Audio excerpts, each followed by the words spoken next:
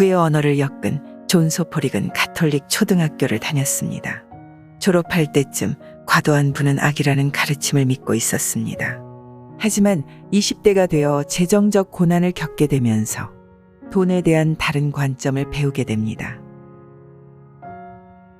돈이 없다는 사실이 사람을 어떻게 불안과 공포, 벗어날 수 없는 절망 상태로 몰아가는지를 경험했습니다. 일과 삶의 균형, 즉 워라벨은 경제적으로 불안하고 초조할 때는 그리 멋진 말이 아니었다는 것을 알게 되었습니다. 저자가 돈의 가치를 깨달은 시기는 결혼하고 아이가 태어났을 때였습니다. 자기만 바라보는 가족들로 책임감은 날로 커졌고 경제적 문제는 모든 순간 발목을 잡았습니다. 이것은 저자가 경제적으로 자유로워지기 위해 고군분투하게 만들었고 척추 교정사로 일하며 평범한 소득을 벌었지만 평생 부를 추구하는 삶을 산 끝에 성공적인 사업가가 되었습니다. 그가 20대 아들에게 들려주기 위해 3년간 써내려간 기록으로 잔소리나 일장연설 혹은 충고나 자랑처럼 들리지 않기 위해 정원사가 아들처럼 사랑하는 소년원 출신의 지미에게 이야기해주는 형식의 글입니다. 이제 정원가가 여러분에게 경제적 자유를 실현하도록 도와줄 이야기를 들려드립니다. 부를 생각하라. 무엇을 원하는지 아는 것이 중요하다. 언제 어떤 목표를 분명하게 이루겠다는 다짐과 왜 그걸 원하는지 알고 있어야 한다. 돈에 대해 진지하게 접근해라. 가장 중요한 건 자신이 뭘 원하는지 아는 거야. 어떤 특정한 날짜에 어떤 목표를 분명하게 이루겠다는 것 말이다. 그리고 왜 그걸 원하는지 잘 알고 있는 것이지. 부자는 자신이 부를 일구고 싶은 이유를 알고 있단다. 아주 명료한 이유를 가지고 있지. 부를 추구하는 강력한 목표가 우리의 결단력을 강하게 해주지. 많은 사람들이 부를 원하지만 그들의 욕망은 다른 많은 욕구와 경쟁하지. 부자들은 목표를 좁히고 시간과 노력을 그 방향으로 쏟는단다. 그들은 생각 없이 뭔가를 추구하진 않아. 경제적으로 자유로운 생활 방식을 바라기 때문이지. 대부분의 부자들은 검소한 생활 태도를 가지고 있단다. 그들은 모으는 사람이지 크게 쓰는 사람이 아니야. 장기적인 게임에 초점을 맞추지. 부자들은 올바른 부를 원한단다. 그들은 자신의 방향을 생각한단다. 자신의 목표를 알고 항상 심사숙고하고 부에 관한 책을 읽지. 부자가 되는 방법을 공부하고 계획하지. 자신이 얼마나 가치 있는지, 얼마나 버는지, 얼마나 쓰는지, 돈이 어디로 가는지 알고 있어. 부자는 앞으로 나아가는 데서 행복을 느낀단다. 지출을 감소하고 수입은 증가시키며 더 많은 수익을 내려고 늘 애쓰지. 검약. 돈을 쓰는 것은 재미를 주지만 검약은 자유를 준다. 선택은 본인이 하는 것이다. 지출을 제한하지 않고 부자가 되려는 것은 많이 먹으면서 살을 빼려는 것과 같다. 정말 그럴까? 넌 그들의 은행 잔고가 아니라 씀씀이만 보는 건 아닐까? 부자들은 모두 비싼 차를 몰고 멋진 집에 살아요. 네가 보는 건 그저 고소득자들이 고급 물건을 소비하는 모습이야. 그들의 지출을 볼수록 저축은 덜 보게 되지. 그러나 진짜 부자들의 셈법은 달라. 그들은 검약을 실천하는 사람들이야. 언제나 수입이 지출보다 월등히 많지. 나도 마찬가지야. 내가 소유한 것들은 내가 가만히 있어도 돈을 벌어들인단다. 내 지출은 수입을 절대 따라가지 못한단다. 보통의 백만장자들은 부를 과시하는 경향이 없다. 친구와 가족들은 몇몇 단서를 가지고 그들이 백만장자라고 추측할 따름이다. 부자들은 빈털터리처럼 살아서 부자가 되고 파산자들은 부자처럼 살면서 파산 상태에 머문다. 수익성. 초과 수익과 여유자금을 만들어 내야 한다. 수입이 한정되어 있다면 지출을 줄여야 한다. 부자가 되기 위해서는 여유 자금이 있어야 한단다. 잘 벌고 잘 모으고 덜 써야만 하지. 부자는 이런 것들을 잘 해내지. 수익은 균형 잡힌 계획에서 나온단다. 우리에게 필요한 건 경제적 제약이야. 강제로 부족한 상태를 만들어서 월급의 일정 부분을 따로 빼놓아야 하지. 이 계획이 씀씀이를 줄여줄 거야. 쓸 돈이 적으면 우리는 분명 원하는 것이 아니라 필요한 것을 선택하지. 그렇다 해도 그럭저럭 살게 되지. 하지만 보통의 평범한 사람들은 벌어들이는 돈이 얼마인지와 관계없이 일단 다 써버리고 그 외에 조금 더 쓰는 경향이 있다고 할 수 있어. 지출이 수입에 따라 증가하지. 대부분의 사람들은 첫 직장에서 번 것보다 현재 몇 배나 되는 돈을 벌지만 현재의 생활 방식을 유지하기 위해서 남은 한 푼까지 다 써버려. 얼마를 버는지는 중요하지 않고 늘 충분하지 않아 보이지. 그게 사람들이 파산하는 주된 이유야. 빚에서 빠져나오라. 빚에 빠지기는 아주 쉽지만 빠져나오기는 무척 어렵다. 걱정에서 자유롭고 싶다면 빚에서 자유로워져야 한다. 자유를 원한다면 빚을 떨쳐내야 한다. 빚이란 자유시장 경제에서 노예의 주인이고 힘들고 단조로운 일을 불가피하게 만들어 미래의 시간과 돈을 도둑질하고 노동자를 월급에 묶어놓지. 빚에 빠지기는 아주 쉽지만 거기서 빠져나오기는 무척 어렵단다.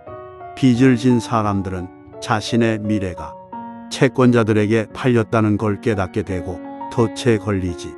생활 방식은 괜찮아 보일 수 있지만 이자가 그들의 수익을 빨아먹고 월급을 빚 갚는데 다 써버리면 영원히 늘 지치게 되지.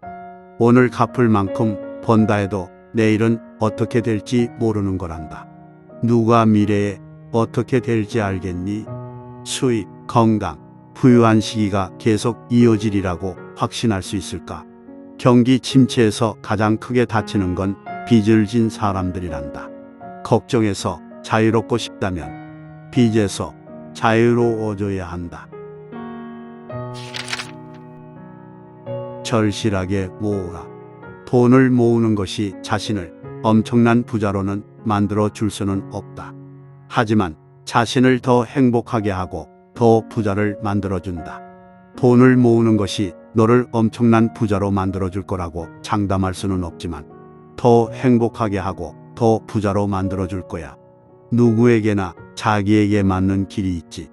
하지만 저축하지 말라고 충고하는 사람은 더 이상의 충고를 고려할 수 없는 어리석은 사람이지. 부자가 되기 위해서는 소비자에서 소유주의자, 투자자로 전환해야 한단다.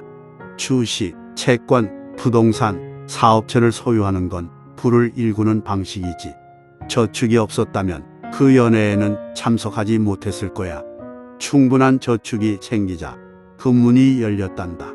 나는 생활 방식을 단순하게 유지했어. 돈을 저축하고 남은 돈으로 살았지. 내 친구들이 돈을 낭비하면서 빚을 지는 동안 나는 정원 가꾸기를 즐겼어. 그리 대단하지 않은 소박한 삶을 택했단다. 대출, 자동차, 고급 가구가 그 친구들에게서 초과 수익을 훔쳐갔지. 내가 돈을 모으고 투자를 하는 동안 친구들은 비용을 지불하느라 일을 했어. 결국 사소한 경제적 선택들로 성장의 보폭이 달라진 거야. 친구들이 소비자로 남아있는 동안 나는 자산 소유자가 되었지. 그리고 순리대로 휴식을 얻었단다. 점수를 기록하라. 잘 기록된 순자산 흐름의 숫자는 본인이 올바른 행동으로 갈 수 있도록 지속적으로 이끌어준다. 점수를 기록해야 하는 이유는 부를 이루는 데 영향을 미치는 매일의 선택들에 관한 정확한 시각을 얻기 위해서란다.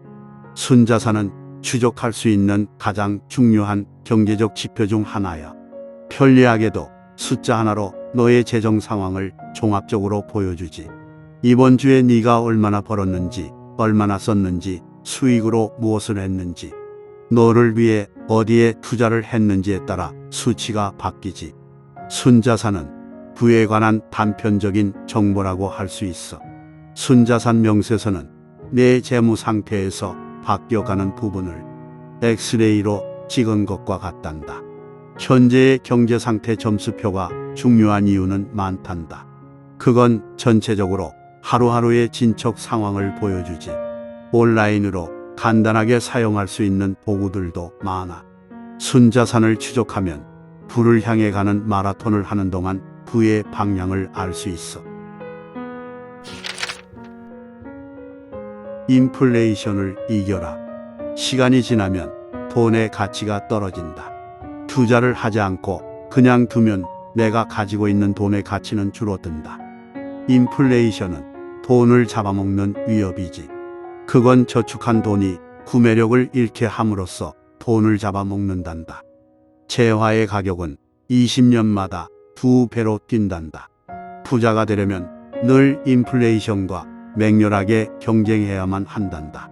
모든 부의 근원은 처음에는 은행에 돈을 쟁여두는 능력이다. 하지만 효과적인 부의 축적을 위해서는 인플레이션과의 치열한 경쟁이 필요하단다. 우리는 은행에 있는 돈을 사용하여 가치 있는 자산을 사들이는 것으로 인플레이션을 이겨내야 한단다. 위험을 최소화하라. 가장 중요한 투자의 법칙. 첫 번째, 절대 돈을 잃지 마라. 두 번째, 절대 첫 번째 법칙을 잊지 마라. 돈에 있어서 쉬운 건 돈을 잃는 것뿐이야. 틀림없다는 확신이 들 때 이 말을 명심하렴.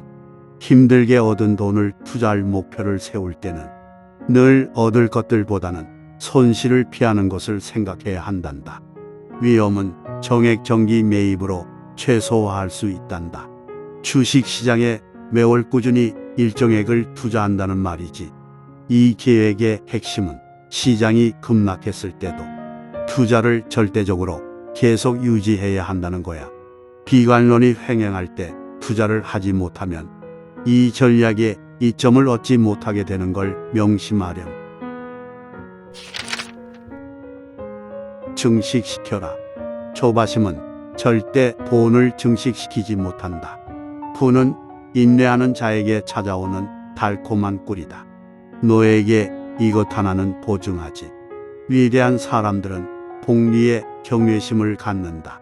부를 증식시키는 것은 일반적으로 수십 년에 걸쳐 그 돈에 또 돈이 더해져서 몇 배로 불어나는 것을 말한단다. 천천히 현명하게 축전된 돈은 저절로 불어나기 시작한단다. 불로소득. 불로소득은 자유로 가는 길이다. 부의 궁극적인 목적은 개인의 자유란다. 직업으로 벌 수 있는 돈보다 투자해서 더 많은 돈을 벌게 될 때 극히 적은 사람들만이 맛보는 자유의 과실을 맛보게 될 거야. 직업은 너의 시간과 돈을 맞바꾸는 거란다. 투자는 너의 돈과 돈을 맞바꾸는 것이고, 직업은 내가 돈을 벌기 위해 일하는 것이고, 투자는 돈이 너를 위해 일하는 거야.